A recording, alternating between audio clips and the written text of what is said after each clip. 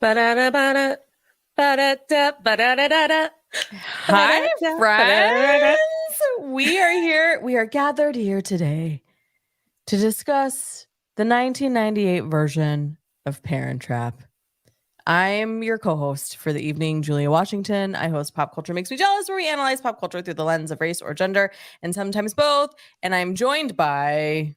I'm Natalie Katona. I'm the host and producer of the weekly podcast To All the Men I've Tolerated Before, your weekly look at everyday misogyny. I will be putting a reminder comment that we love comments in the comments so you can find my YouTube channel and leave comments.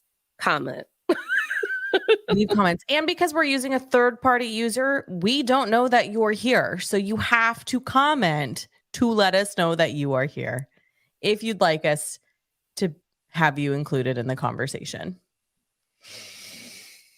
Okay, we are here to talk about The Parent Trap 1998, starring Lindsay Lohan. You sent that in the private chat. I wasn't going to call me on it, and then you did. I was already copying it. I'm so sorry. I'm a horrible person. You're rude. I know. Let's do a summary of The Parent Trap 1998 because now I'm an asshole, so we have to segue. Twins Annie and Hallie are strangers until happenstance unites them. The preteen girls' divorced parents, Nick and Elizabeth, are living on opposite sides of the Atlantic, each with one child. After meeting at camp, American-raised Hallie and British-raised Annie engineer an identity swap, giving both the chance to spend time with the parent they've missed. If this scheme works, it might just make the family whole again. Wow. You know what I just realized when reading that summary? I wonder if twins could potentially still get away with like swapping because they had to use each other's passports. Yeah, and I think, well, considering that it is just Lohan playing them both. Yeah. I'm convinced and I know I know identical twins, and there's always one tell. And if you know them well enough, you know the tell. Yeah. Correct. I 100%. Yes. Because even though they're identical, they're still a little different. A little different. Okay, so answer your question. Which twin are you? Oh, I'm probably the bullshitty American one. That's perfect because I'm definitely Annie. Exactly. So I'm the and then like threatening you over a poker game and then getting all of my friends to hate you. And that's who I am. Yeah. And then we just become best friends. Yeah. Okay. If not sisters, if not twins. If not sisters, if not twins. Yes. So this is a movie that I rewatch regularly. And I'd like to also acknowledge that it has been 25 years since this movie has released. So a lot has happened in those 25 years. But what remains true is how emotional I get during this movie. Really? Which parts? When both of them, when Hallie meets Elizabeth is her name, right? Yeah. For the first time. Yeah. For the very first time. And she's just like, she says specifically something like, you're here. And and she's just so happy and welcoming. And that's literally what you want, right? I don't know if that's what you want, but that's all I want. When I walk into a space where I know that people love me is to feel loved. Yeah. And she is the embodiment of that. And poor Hallie has never felt that love. So then you see it for the first time and you're just like, this is a beautiful moment. Yeah, I do love it. And there's a really cute grandfather figure. And I mean, are we going to talk about how really stupid this whole idea was to begin with? That, like, number one, I'm convinced Dennis Quaid came up with it. I was like, this is a white man's plan. from This the is based jump. on a book and then which was adapted into a movie in 1961, which was then reimagined for 1998, right? The only thing that I can remember from the 1961 movie is I can picture what the almost stepmom looks like exactly. And I Yeah. think it's because she looks so much like what the almost stepmom in The Sound of Music looks like. And then I Mm. know what the twins look like. And then I know the let's get together. Yeah, Yeah, yeah, yeah. yeah. That was an Yeah. original song for that movie, yeah. Yeah. So Vicky in the original is Vicky in the new one playing Meredith's mom. Oh. It's the same actress. That's my favorite piece of trivia that I tell everybody, and I'm sure if anyone who's a regular listener of Pop Culture Makes Me Jealous has heard me say that pretty frequently. So I I love didn't that know it was a tie-in. book. It was a book, yeah. Oh wait, no, that's right. Wait, hold on. I read Haley Mills's memoir, and then I also did a bunch of stuff for Freaky Friday, the original one, and now I might be conflating information. I don't know. I've never seen Parent Trap on a book cover. Also, I don't care if if the original text says that it wasn't that man's idea to take two twins and be like, one's better than none and split them up between an ocean. You can't convince me at all that it wasn't like that is a man's plan through and through. Like it's a mother. The Yes, fact it is a book written by Eric Kastner, published in 1949. So I'm sure he didn't. it I'm was a sure man's he didn't. idea. Yeah. Mm-hmm. I meant like in my head canon about like, okay, so you're about to get divorced and you're looking at these two infants and you're trying to figure out transcontinental custody arrangements. And then Joe Jonas looks at you and goes, I know, one is better than none. We'll just let's split them. And Mm-hmm. number one, Sophie Turner would never. And to think that like he must have taken her to court or he must have done something because I'm like, a mother would never. A mother would never be like, oh, never see one of my twins again? Sure. A woman would never. I was like, this is a man's plan through and through. He thinks he Mm-hmm. fixed something. Mm-hmm. Mm-hmm. Mm-hmm. Yeah. Yeah. And that's my piece on it. Because I was like, because I get like real messed up with the home alone of it all to be like, parents would never. This is neglect. Like, how? And then everyone's in on it. The grandfather's in on it. The butler's in on it. Chessie's in on it. And it's not like Dennis Quaid and Natasha Richardson, RAP, were exchanging letters or updates on Yeah, it the was a other clean twin. break. Yeah. Because some nosy kid would have found something. Yeah. If this were 2023, this movie could not truly exist in the way that it does. And I actually think, and even though I love this film, I actually think the 1961 version works better because you still have a level of anonymity. I can't say the I'm not going word. to be able to say it. Pick a new word. You still can live anonymously in a way that you can't that didn't like yeah you can have an anonymous life in 1998. With that said, he has a wine label, so he's still like pretty well known, and she's pretty famous too, right? And Yeah. like that's part of the end of the movie when they or not the middle of the movie, that's the climax of the movie when everything sort of starts to like come to realization. Like the 1961 version, it's like, oh shit, this is completely random happenstance. Like we could have gone on living forever and this would have never been an issue.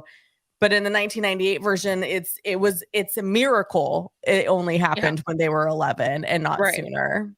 It's very sister, where they make it all the way to teens. And that Oh, was I an love that adoption TV snafu. show. Mm-hmm. That was we happened to adopt twins and now they're at the same high school. More plausible in my head than a mother Yeah, being like, sure, let's split the infants down the middle. right. Right. Which twin do you save? Which Uh, which twin gets to be British and which one gets to be an American asshole? mhm, mhm. Um, And go ahead. thank God that they both like lived pretty white privileged lives because as you know, I'm a freeform slut. If you want to put a teen soap drama on freeform, I'm going to eat it like it was my favorite ice cream. So Mhm. I was obsessed to the point where I was convinced it was teaching me sign language, switched at birth on Yeah, um, freeform, yeah. where one of the children, due to poverty, healthcare, insurance issues, or whatever, ends up deaf and one lives in poverty while the other one lives a very bougie white lady lifestyle Mhm. in the good neighborhood. And I'm like, oh, it's like a grittier parent trap. Yeah, it truly is. Um, okay, can I switch us gears a little bit? Hmm. So the opening is, they meet at camp. Yeah, I love camp. Camp Camp Walden. Yeah, Camp Walden has Native American names for all of their housing sure does. It's probably on indigenous land. because they're in Maine and there is Yeah. a large indigenous population up there that sort of bleeds over America and Canada because we're obsessed with borders, even though they've been there since like the dawning of the ages. And I'm also trying to remember if in the 90s and the 2000s, that was a really big thing that was happening in like the Boy Scouts or the Girl Scouts of our Mhm. lives. Mhm. As we know, I dropped out of Girl Scouts after 1 year. I found it insanely boring. Yeah. My sister had a completely different Girl Scout troop, got to ride horses, got to do overnights, got to see owls. Thrilling. My age group for Girl Scouts was like literally like gluing fake animal fur onto magnets. And I was like, oh Mm. my God, You're like, I could do this at home by myself. I I don't could do want this at it. home by myself. And my social battery is depleting. So I have no idea if it feels like every time we were outside in a group in the 90s or 2000s, we were somehow encroaching on indigenous land because And appropriating like customs in a way that's so watered down that when you know what I mean, it was just yeah. kind of like always Oh, like, hey, I we're gonna kind of do like indigenous things, but we're gonna do the white version. But that's not how they called it. They're just like, look so at us being cool. I very much went to an elementary school where for Grandparents' Day in the fall, you did powwows for Thanksgiving. Mm-hmm. And the gym teacher pretended to be able to teach you a powwow routine. And then in the Yeah. spring for Mommies and Muffins Day or whatever the fuck it would be, square dancing because they're equivalent in the Midwest. In the Midwest, they're like culture, powwows, Well, square dancing. the history behind square dancing, you can thank Henry Ford for God because he damn. like got real insecure about like non-white people and things like seeping their way into culture.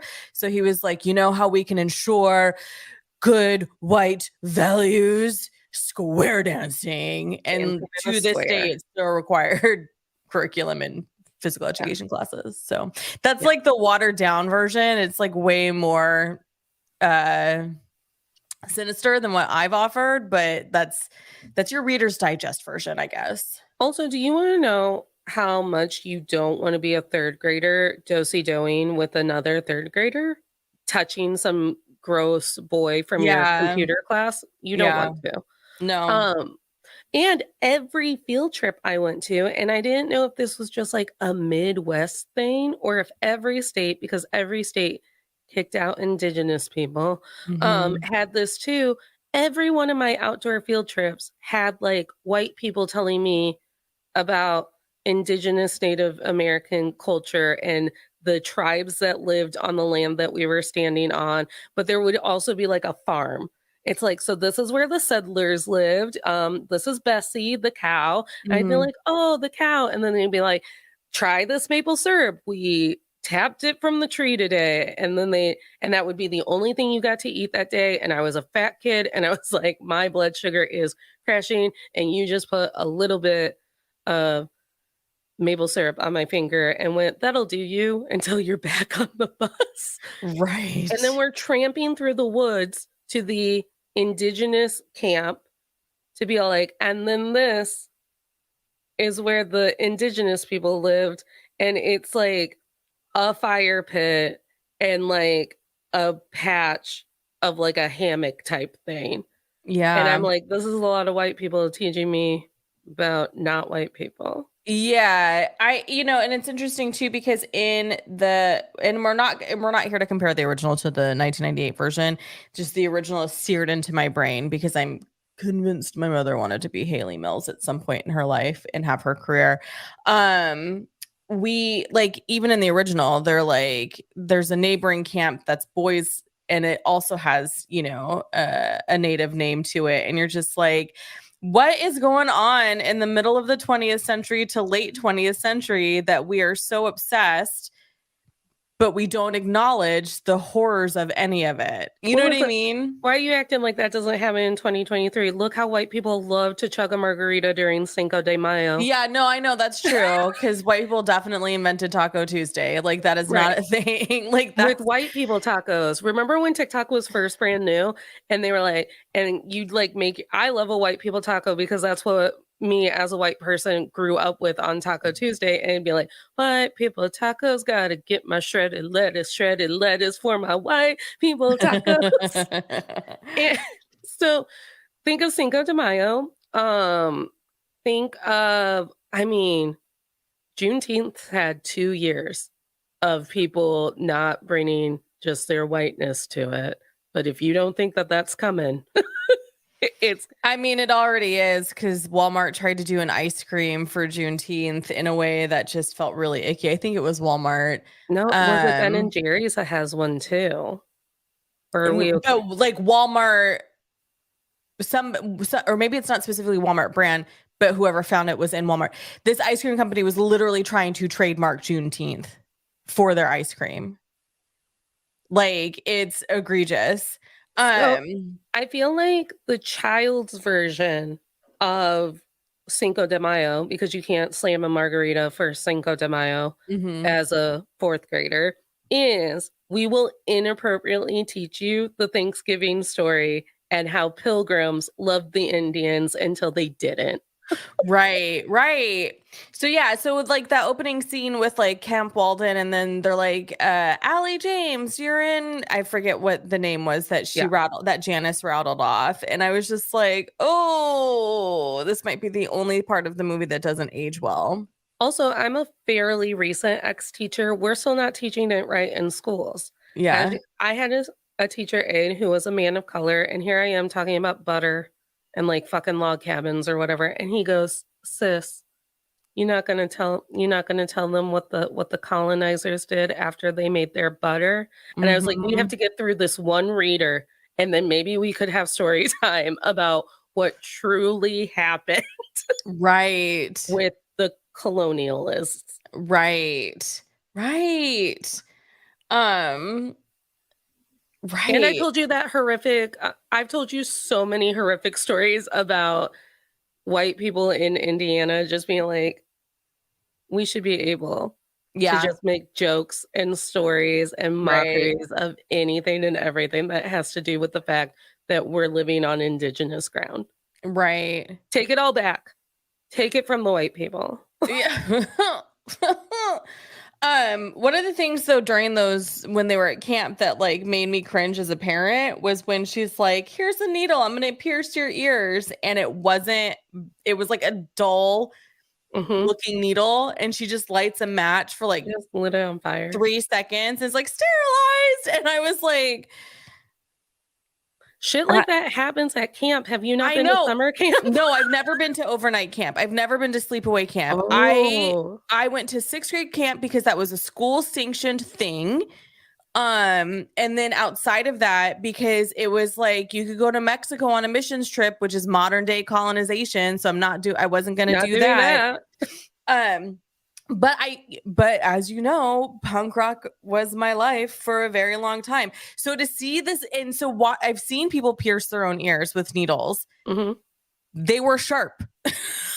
Yes. This one was like, here's a metal rod I'm going to shove through Shove your into your ear. earlobe. And I just had this moment of like, oh, honey, you don't have anything sharper than that. But I guess you wouldn't, because With they an probably apple. are like, they're probably like, you can't bring sharp items to camp. I don't know. Well, I think I've seen people do it with safety pins. Yeah, that's how we Yeah. did it. Mm-hmm. And I think my memory filled in a safety pin for that. I thought it was a safety pin that Oh. she used for it. Clearly not now, but yeah, sleepaway camp, which I did at Gifted and Talented Camp, where my parents used to go to college, because I don't know if we know this, but I'm very smart. That's the only reason I know what a tampon is. No one was going to tell me what a tampon was, but someone Oh. got their period during the school year, had Oh, their period at interesting. camp, and did a whole show and tell. Was her name Margaret? Mm-mm. Because that's No, how Are You There, God? It's Me, Margaret ends. no, she was one of, I do not remember her name. It may have been Gabby, but that Mm. could also be a woman I went to college with. Yeah, yeah. I do know that she was one of the few women of color in my like dorm for Gifted and Talented Camp. And she Mm. did a whole ass show and tell. And no one Nice. was gonna do that for me. Yeah. So I always felt like maybe I was missing out on a cultural experience by never Yeah. going to sleepaway camp. I understand that. Sleepaway camp is the fucking best. That's why I love murder mysteries, because the camp counselors threw us a dinner theater Clue inspired murder mystery. Oh, I love that. See, and now that I'm remembering it, my church, the junior high, did like a weekend retreat. It's not the same because Not the same. it's like we're gonna sing about how much we love God. You know, I think it's very trendy that adults now have summer camps. There are like now adult summer camps. We can, Mhm. everyone, our Venmos and all of the ways that you can support both of our shows, and Julia getting to go to summer camp, sleepaway camp for the very first time, are in all of our bios. Look at that. Julia's never been to summer camp. That's Never, rude. We can get her never. there. 2024, summer 2024, adult summer It, sleepaway camp. She can't go alone. She won't know how to do it. I have to go with her. it's true. I do need a handler because if it wasn't revolving around Jesus, I No. wasn't allowed to do it. Oh, that's wild. That Okay. that truly drives me wild. Yeah, I'm sorry. Okay, so I want to get there's like so much I want to get into, Natalie, and I don't even Okay. know like where to begin. I do want to add the another emotional thing that I had is when she comes home and meets the grandfather for the first time.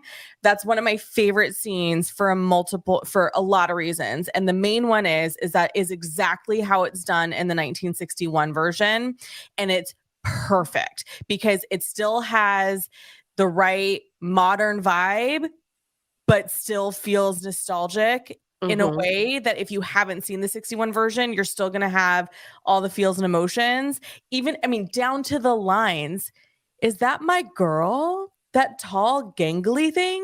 And then she's like, I'm making a memory. They change, I think it's pipe tobacco in the 1998 version, and it's Yeah. just straight tobacco in the 61 version. But like to me, that scene is so beautiful. It is so Like, beautiful. And as you know, I have a prominent grandfather in my life, so I adopted other people's. yeah. And I'd be like, "You're my grandpa now. Good for Yeah. you." Yeah.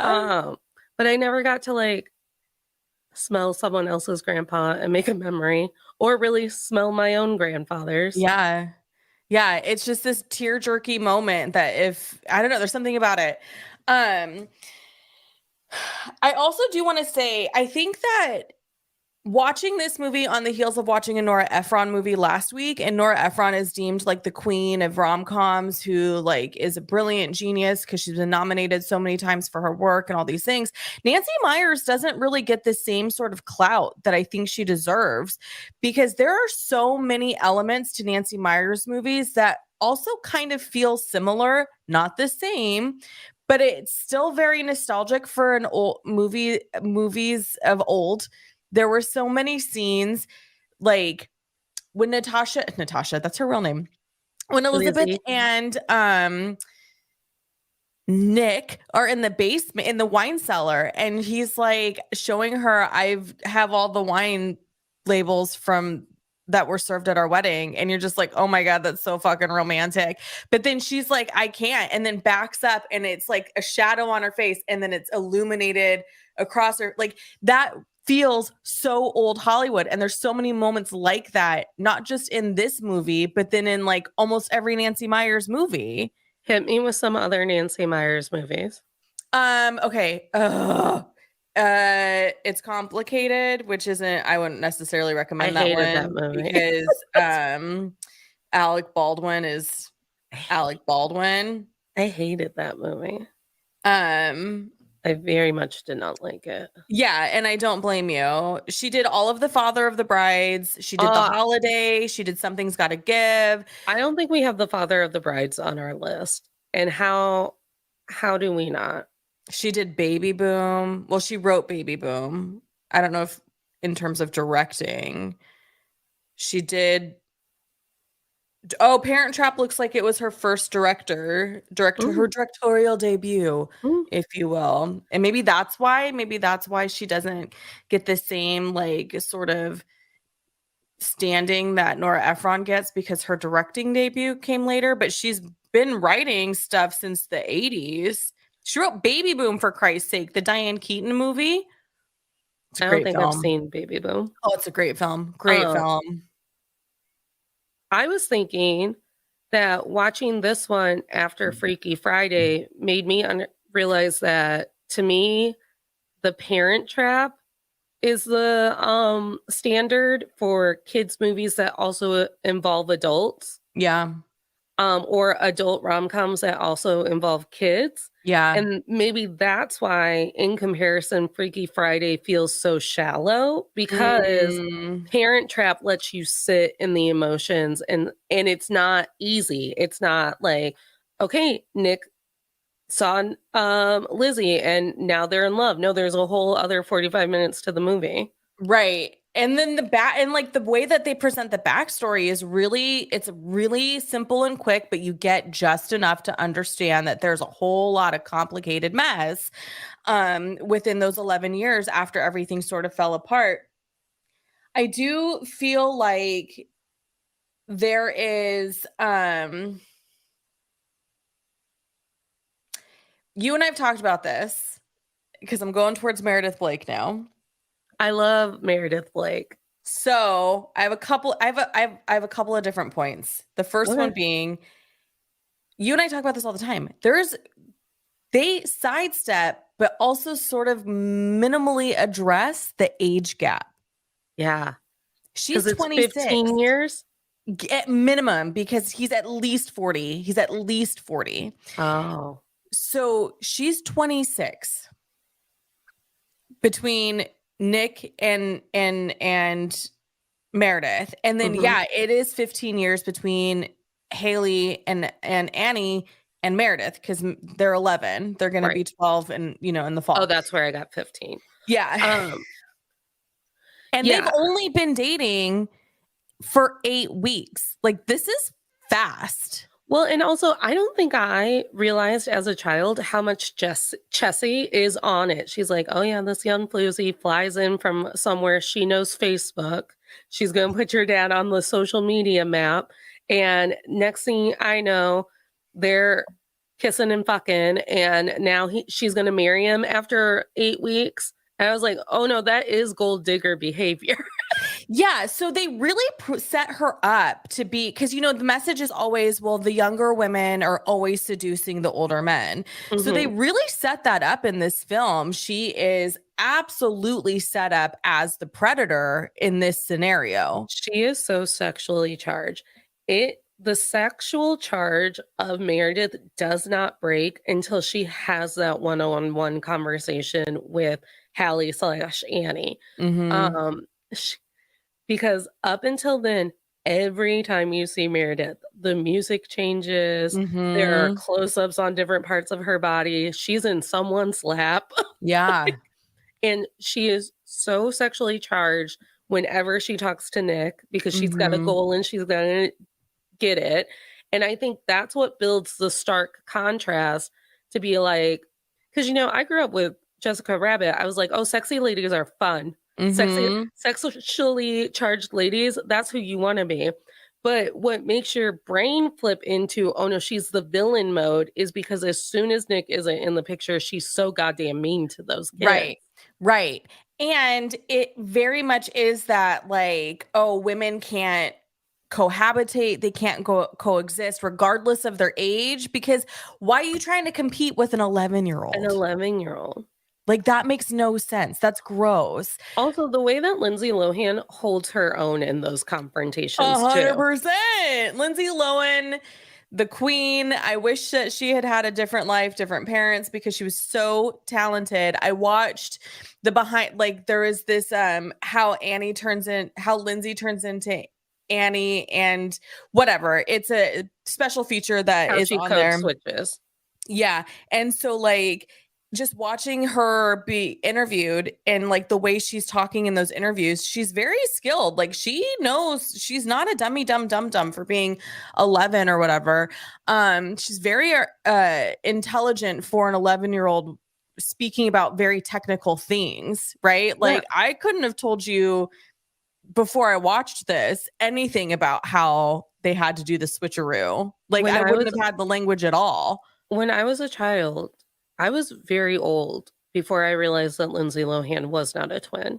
Yeah, a lot of people were very confused. Everyone thought it was actual twins and not a different girl. And they used a lot of blue screen, which I thought was really cool, because they walk you through it. So if anybody hasn't seen it, they really should just watch the extras. And it's like the bonus little bit about how they filmed it. And they had, like, I think he said they had like 10 stand-ins that were all the same height, same hair color, same age. And so they used a lot of stand-ins, and then they would blue screen a lot of stuff and then layer that over. And it's 1998 technology, but it's still really interesting. Yeah. Because for the time it was state of the art. Well, and it doesn't look as cheesy as the now what we know Jurassic Park of our current age, the reboots of Jurassic Park and the reboots of Star Wars look like, when it just looks so overly done that you're like, this is too clean. It actually creeps me out. Yeah. So that was my thoughts about a Meredith Blake. But then I also remembered that there is a theory going around social media. Have you heard it? Oh, it's the Gaston, where it's like, well, if everyone would have just been nice to Meredith, or if Belle would have been nicer to Gaston, there'd be no villain in the story. And I think a lot of millennial women found themselves to be stepmoms, but we grew up with the evil stepmom trope. So now we have to like tear down like Cinderella and all these other little hoes that made it impossible to want to be a stepmom. Children can't be villains in their own abuse story. Like, she's so mean. Yeah, because here's the thing, like the idea of the twins being the real villain. I was thinking about it today when I was watching the movie, and I thought, if I'm 11 and I go away for 8 weeks and I come home and my dad's like, guess what? I'm changing your entire life. And you had nothing to do with the decision because you were gone and I made the decision for you. But also I missed you so much. Don't ever leave me again. So much. Like, of course you're going to be a brat. Of course you're going to act out. Of course you're going to react to that. Because the sit down and let's have a conversation was, hey girl, I'm getting married to this person that you've realized could be your sister in age. Yeah. Also, not, hey, I've met someone, we've dated, let's all get to know each other and like see where it goes. Also, like, Meredith Blake only works in absolutes. Absolutes. There it is. So she's immediately like, I'm going to have one conversation with this kid, and then this bitch better fucking back off. And she literally thinks that that's how 11-year-olds work. And I'm like, no, 11-year-olds are petty. I've never actually let go of how petty I was at 11 years old. I'm still that petty. So of course they put a lizard in your hair. And of course they try to drown you in that lake. Like, the rest of us could only dream of getting to do that.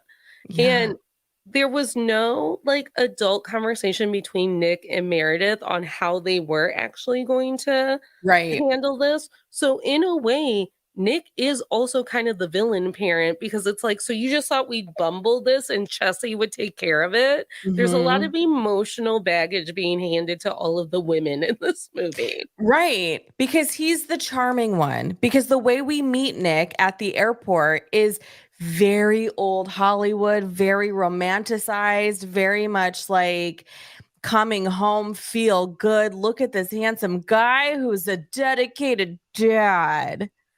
And no one, get me wrong, my only note about Nick in this on my entire page is Dennis Quaid is such a babe. Yeah. And he is. He and really is. Dennis Quaid was the babe of my childhood because of Parent Trap and my secret favorite movie, Dragonheart, where he has to share half a heart with a dragon.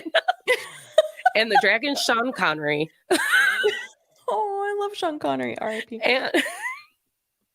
And I love it. And he's a babe and he's a knight of the old code and the old ways where knights and dragons were friends or whatever. And then they get to I'm sorry, Dennis Quaid doesn't share half of a heart with the dragon in Dragonheart. I almost want to punch myself in my own face. The evil prince shares a heart with the dragon in Dragonheart.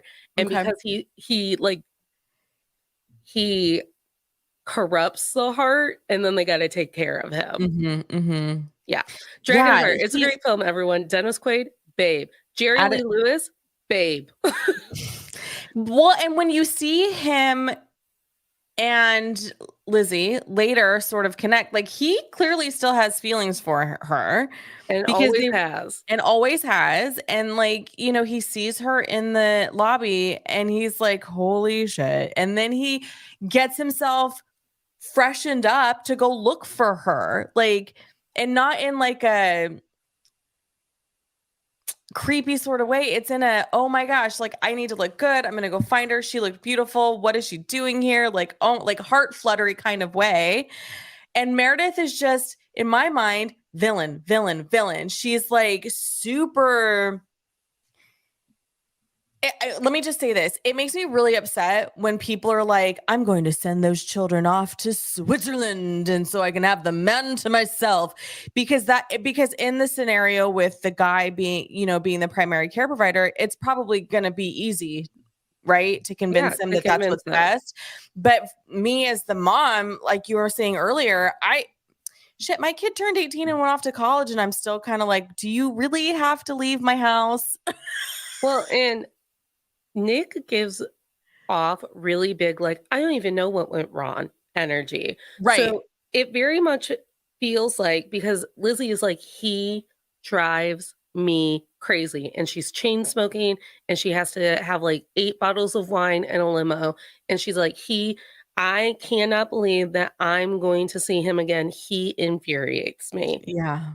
And then he's Mr. I don't even know what I did want. I'm adorable. Yeah. I'm a babe, if not a baby. And it's very much, and I've been talking about this a lot, where it's so infuriating the amount of mental and emotional labor women are handed. And then you're dealing with it day in, day out, trying to make it better, trying to convince yourself it's better, trying to raise him to be a man, sorry, go ahead. I don't even know where we got the notion that like men would rise to the occasion. We keep saying it's because of rom-coms, but they never seem to do it there either. Right. And he's just sitting there going, I don't even know why she left and took my baby. Chessie, do you know? And they just get to play that off all the time. Well, and it's like everything is cared for him so he can be the wine creative genius. Because why else would you have Chessie? She was there from the jump. Right, because Lizzie's like, oh, Chessie, of course I remember you. You're so great. You're amazing. You're a nanny. But like it's always a situation for him where he's been, I'm a genius and I am a businessman, so I need to do these things. And so therefore you all must support me so I can focus on these things. And it's cute and great and wonderful and lovely that he has a relationship with Hallie, and that, you know, she adores her dad, you know, yay for you. But also how much of that relationship is just Disneyland dad, even though they live together, because Chessie's there doing all the hard work. Well, and also he's like, Mr. Like, I'm so talented. I'm a wine guy. I have this amazing business, but he's also like, but I'm not like a serious guy. I'm Right. like a fun guy. And it's exhausting. It is exhausting being in a relationship with the guy who's always like, whoa, whoa, what are we screaming about? Yeah. I Yeah. am the fun guy. Why Yeah. are you throwing that at my head? Yeah, weren't we having fun? If you're just joining us, we are talking about still the 1998 version Parent Trap, starring Lindsay Lohan, Natasha Richardson, and Dennis Quaid. Mhm. And we are discussing the theory that the twins are the real villain. But they can't be because they're children. Yeah. And it's not a scary movie. Like in scary movies, like children can be the villains. Yeah. Like we've seen that happen. Yeah, this isn't a horror film. This is like a legitimate family-friendly rom-com. Yeah. And also just be and I think what also is happening with that like argument and that TikTok trend is number one, Meredith Blake still hot. So she's on TikTok now with Chessie, and we're all like, whoo, she's still hot. And so we want to side with her. And she's like, maybe everyone should side with me. And good for her. Be relevant how you're relevant. Yeah. But also, I think what's happening is at the base of it, what we're really uncomfortable with is how Meredith was used as a sexual prop for conflict. And we don't have the language for that anymore. So we're like, justice for Meredith. Those kids put her in a lake. Yeah. They do real extreme shit to her. They put her Yeah. in a lake. Yeah. They do. She could have drowned. Trying to think of what happens to her in the original. I think it's just in the original they do all the things to her tent that it happens, you know, in the first when they're at camp, and then there's little tiny bear cubs that sneak in and are like licking the honey off of her face and her body. Were they brown bears or black bears? They were brown. Brown, you got to lay down. Black, you attack back. Those are the rules for the bears. But also baby cubs mean there's a mama somewhere. There's a mama and she's mad. So I was like, so I feel like that's a decent edit, right? Like I felt like that was a good edit, because in 1961, I guess you could have bears as props for movie, like live actual bears. In 1961, you could have bears in your movies, and you could have lions in your bedroom. It was a wild time. The wild time. It was a wild And then the guy in the 61 version, because in the 61 version he has a housekeeper and he also has like a ranch hand, because he's not a vintner, he's a ranch guy. And he's like, they ain't nothing but little biddly old bear cubs, and you're just like, oh, bear cubs that could murder you. Which, by the way, I'm always the person who's like, why are you so scared of the little teddy bear? Brown, lay down. Black, scream back. That's what you do with bears. There's a rhyme. I'm like, how do I learn how to climb a tree real quick? Why are you so scared? Hug the little babies. They're just they're just little guys. I was recently at the zoo, and every animal enclosure we came to, my friend and I would look at one another and go, I just want to give it little scritches. Just a little scritch. Just a little behind the ear scritch. My God, Natalie, please don't get accidentally murdered by a wild creature. I am very surprised that I have not been one of those people to like lose a limb at the zoo because they were doing like white people nonsense. Yeah. Don't do that. But yeah, so that was kind of like my big thing, was like Meredith was very much painted to be a seductress, younger woman who bewitches the doofus kind of middle-aged wealthy man. And I think that's That's where I'm like, justice for Meredith, not Yeah, in the justice whole for like Meredith. not that she wasn't a villain. It's just like, can we stop painting women Yeah. as like, She's not bad. She was just written that way. yeah. I love Jessica Rabbit, is I know you do. basically what I'm saying. Do we need to cover Roger Rabbit on the show? I love Roger Rabbit, and I probably have like a large portion of it, or at least Jessica's Memorized. lines memorized. I still don't know who framed him. I've seen that movie a Um, billion times. Roger Rabbit and Muppets Take Manhattan. When people ask me what my Easter traditions are, I'm like, oh, watching Muppets Take Manhattan and Roger Rabbit. And they're like, not an Easter tradition. I used to show it in my Catholic classroom. I'd be like, good news, everyone. Yeah. Can't show Roger Rabbit at school. There's some wild shit that happens there. But I'd be like, Right. good news, Right. everyone. Easter break's on its way. So I thought we'd watch the best Easter movie of all, Muppets Take Manhattan. Yeah. Oh, that's cute. Yeah. I love that. Do we think that Hollywood made Lindsay Lohan bleach her freckles? I was shocked by how many freckles were on her face. No, because in her Vanity Fair cover, she still had a shit ton of freckles. Good for her. And they're adorable. I think it's a matter of, just covering them up with makeup and stuff, because it is really hard. And it is shocking when somebody has a ton of freckles and then they put on foundation. You're like, what's different about your face? Yeah. God, the acting chops of that child at 11 just to have So the career that she talented. had. I know. She's so talented. And it's the same with Amanda Bynes. It's the same with Hilary Duff. These really young women of the 90s and the 2000s were very talented, and they could hold their own in scenes with grown-ups. They just happen to be young women in Hollywood, and therefore we refuse to let them have the career that they deserved. Well, and I think too, a lot of that also is, the parental role, because Hilary Duff, I feel like, came out of it unscathed, out of the three that you listed. And so like when you think about all of our young starlets who kind of came out of it okay, they had a pretty solid like parental support system. Yeah. Okay, so can I tell you something else that I love about the 1998 version? Of course. All of the nods to the 1961 version. It makes me so happy. That's what reboots are supposed to do. It's supposed to make me feel warm and fuzzy. Yeah, but I mean, like, they take things, like, they pull things directly. Like I mentioned before, the scene where she's like, Grandpa, and is that my Annie, that tall, gangly thing. The snapping of the sticks because to keep the bears away, like that. I love that. There's other little scenes too, like the way that they redid the scene where Chessie's telling Hallie about her dad being engaged. Verbena in the movie is like, I'm not gonna say a word, not one single word, and then goes into like the gossip of it all. And they do that same thing, but in a 1998 version, and it's so beautifully done.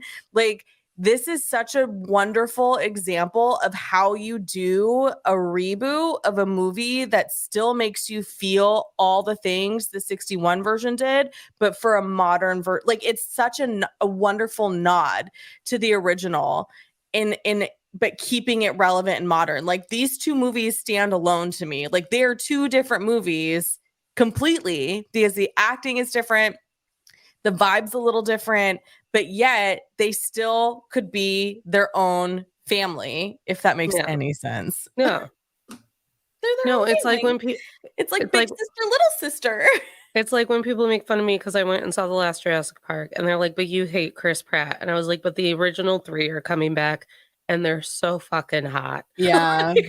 They're so fucking hot. And they're going to play all of the music cues that like makes my brain tingle. And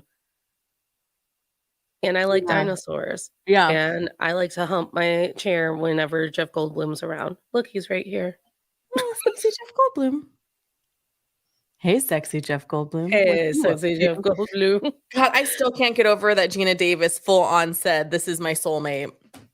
He's my soulmate too. So like maybe Gina, Jeff, and I need to talk. Oh, Spicy. Spicy. Also, along that same note, I found the very beginning of the movie, all of the camp scenes, very kind of queer coded. And I was like, Yeah. what's happening? I was like, Yeah. is it because all girls camp is innately queer? Or is it because I'm like, oh no, they're coding Haley that way as a way to like differentiate herself from Annie? Mm. You know, it's interesting because when I first saw the movie, I just was like, man, all female spaces, that sounds amazing. Like, look at everyone getting along and having a good time and, having this great relationship. Because again, I grew up in religion and it just didn't have the same collective vibe of unity as as religion likes to say that they do. Well, and in every Disney movie, they have some sort of queer coded character, and it's Mhm. usually a villain, which is Disney's fuckery. Mhm. um, but yeah, I was just like watching it. I was like, oh, that's the first time that that's hit different. And then Yeah, that's interesting. Yeah. I was like, damn, if it wasn't for Christianity and just like uppity conservative white people, I would have came to terms with my bisexuality way earlier. Yeah. Yeah, that's the thing. Like I had somebody I was having a conversation with, doesn't matter who, had made a comment about like all these people and they're who are old who are coming out now. What is that? It's so trendy, blah blah blah. And I was like, oh, let's talk about the 70s. I I explained. wasn't there, but I can read history books and I watched a lot of television that was from the 70s and the way that they talk about people who are gay. Not I great. I this is dangerous because I'm on live internet, but I was explaining to one of our mutual friends because they had mentioned the Gaylors on one of their publications, and I was like, "Oh ho ho ho!" But have you ran into the Hetlers who are so proud of their heterosexuality that they literally scream, why doesn't she have the right to be straight? And everyone's trying to make everyone gay. And then they hashtag Hitler all over it. And it's I very didn't know that was unfortunate. a Uh-huh. thing. Yes. Mhm. You Dang. need to be in the comments more in the conspiracy theory TikToks. You need to be in the comments more. No, It is because it's like I'm very too clownish susceptible.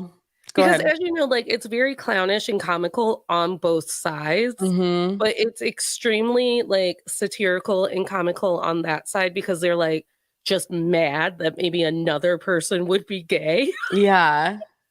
and that's what they're screaming about. And the rest of us are just like picking up on things. We're like, there's just a vibe. That's so funny. I think it's funny when people are mad Yeah. about like why is that like who like I'm here to tell you that I'm pretty confident it was like the 20th century who's like angry about it because I feel like well again you know what, I'm not going to make a comment because I grew up in a Christian church, so all of my information, all of my learning was self-learned about Well, things like science and history. and I think that part of it plays into the beginning of this movie. I mean, just like getting a vibe that I've Mhm. never gotten a vibe before. It made me realize how far I've come in my deprogramming of not only misogyny and male patriarchy, but also heteronormativity. Right. Because when people scream, you shouldn't just assume someone's gay. It's like, but then you're also just telling me that I should assume that the world is straight and that is Right. the majority.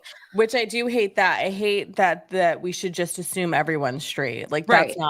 that's And gross. so when I start to read vibes, I'm like, oh, yes, because my brain didn't immediately go, that's a girl that kisses boys and only Mhm. boys. Mhm.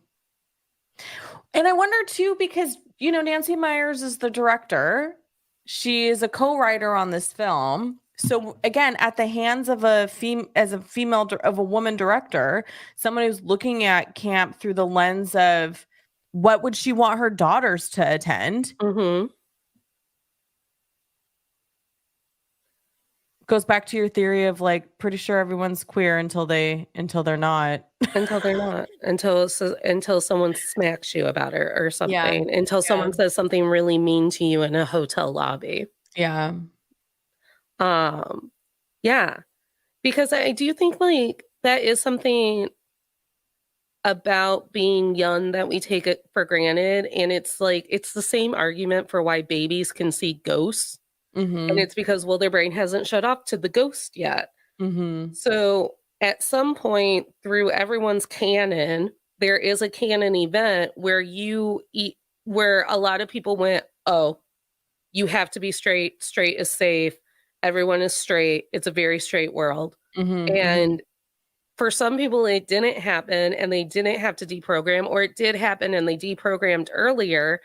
But it is really nice to kind of just like walk through the world being like, I don't know, maybe I could kiss anybody.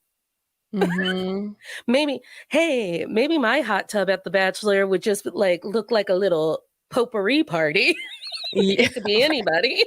It could be anybody. This is me demanding gay Love is Blind. If we can do gay ultimatum, we can do gay Love is Blind. I deserve gay Love is Blind. Everybody does, because straight ultimatum was boring. Straight ultimatum was so boring. This season of Love is Blind, very messy. I'm in love with it. But that ultimatum season 2 with the straights, how dare you air that? It was not great. It was not great. Where were the producers making drama? No one was talking to these boring people. I don't know. Where was the manipulation? Where was the gaslighting? We all watched unscripted on Lifetime. Right? Okay, so that brings us to our final. Now we're coming to a close on our hour.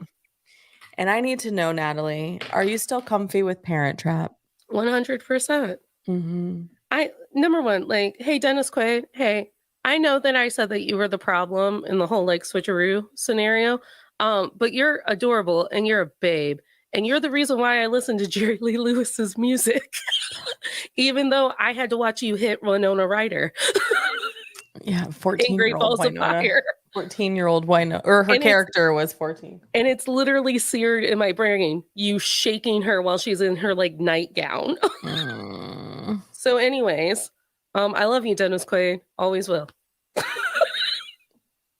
And also like, I do think it is the fact that Natasha Richardson was so beautiful and so talented, and from like literally anything I've ever seen of her, so kind. And for us to lose her tragically due to a skiing accident, I vow to never ski, because that's how we lost Natasha Richardson.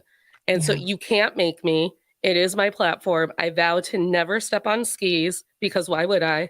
In honor of Liam Neeson.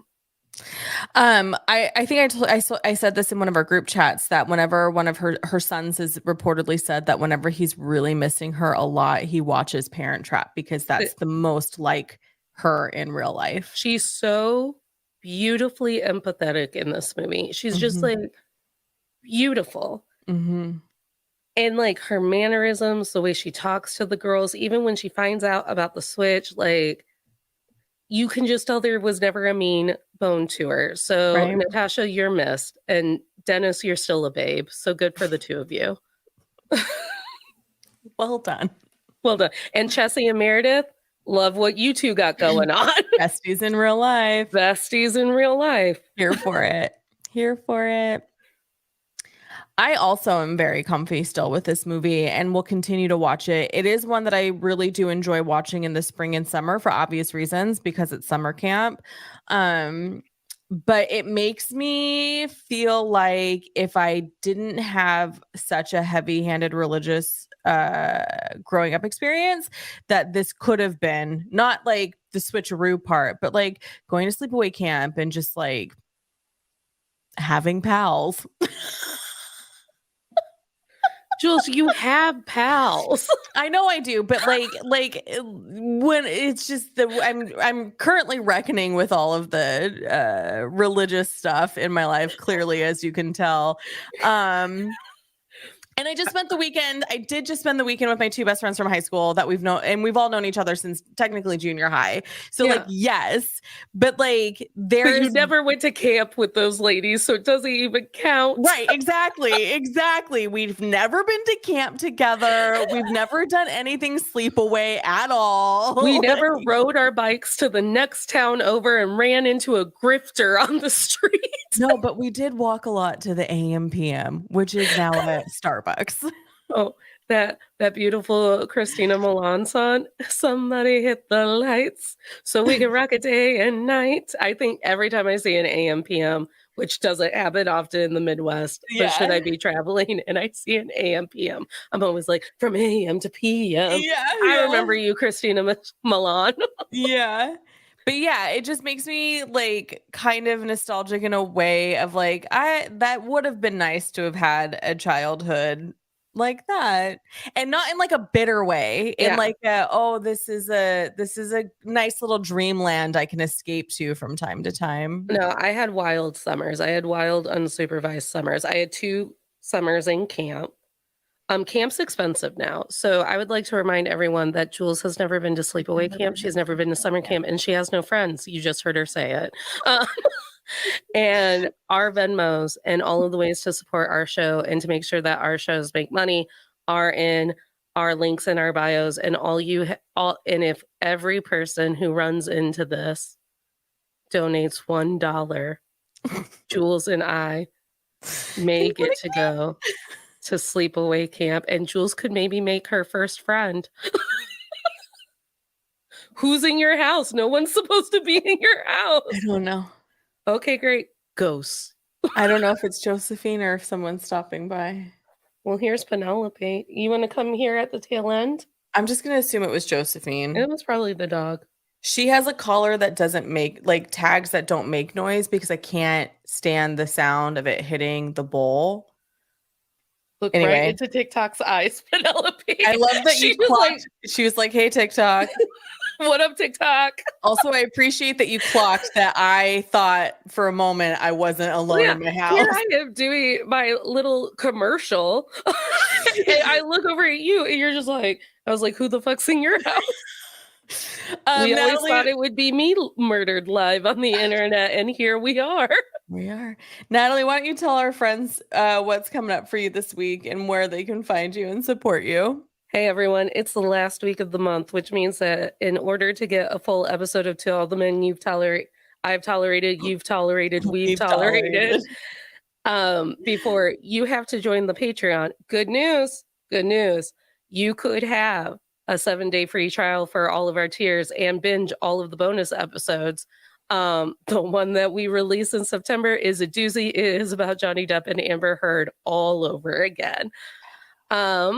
So the preview that's going to air on Thursday during our normal slotted time is last month's Patreon episode, which was Jules and I trying to pretend like we did things this year that affected our goals and make ourselves feel better. You can find me at Men I've Tolerated Pod on Instagram. You can find me on TikTok at Natalie K124. Some other quick and easy ways to support the podcast is to sign up for our newsletter, because it will have a merch code for our Halloween merch that I've been told is pretty cute this year. It's pretty cute this year. You, but you got to get the newsletter to get the code. Yeah. I didn't know if YouTube was going to be mad because TikTok could see Penelope, but they couldn't. But look, she's right here. She's going to kill me. She's like, why'd you pick me up this way? Why did you pick me up? Friends, I also have a Patreon bonus episode going out this week. So if you want the full episode, join us on Patreon. Patreon.com/Julia Washington. You can sign up for my newsletter. You can join all the fun. We recently dropped a book review about the book Did You Hear About Kitty Carr? That is a Patreon only book review that you can find there. We are moving a lot of free content to Patreon because, as we're learning, if Mark Zuckerberg and Elon Musk ever get into that cage, we will no longer have social media. AI, baby. So find me over on patreon.com/Julia Washington. You can be in a paid tier or you can be a part of the free community. Either way, you will get the same great content that is dropping on social media, but you will get it on Patreon first. And remember out there, kids, high five a writer. We've reached a tentative deal. Watch the Lindsay Lohan Christmas movie from last year. It was adorable, and we should support her getting her career back. Don't follow Britney Spears' advice. Stay away from knives, but most importantly, stay cozy, stay comfy, and send Julia to summer camp.